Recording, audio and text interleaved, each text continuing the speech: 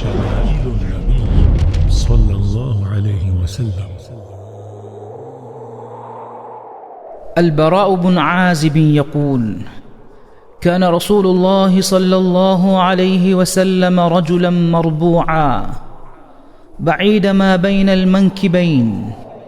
عظيم الجمة إلى شحمة أذنيه، عليه حلة حمراء، ما رأيت شيئا قط أحسن منه صلى الله عليه وسلم. وفي رواية عن البراء قال: ما رأيت من ذي لمة في حلة حمراء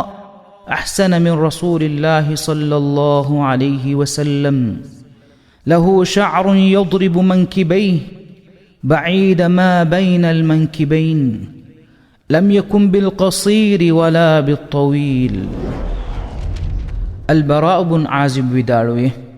رسول الله صلى الله عليه وسلم كي اسكول فلون مدو منوغي بيكالكي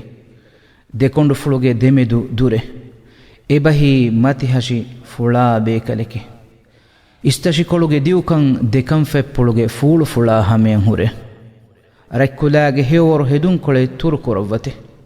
إبهي رتا كالوغي رونغو دمي إزاركا ريداين إكاليغ فانو توركوروفاتي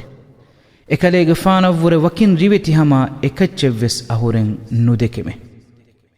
إهن روايتك البراء ودالوي ديغو استشكوليغ جيوري ركولاغ هيور هدون كوليغا هنبي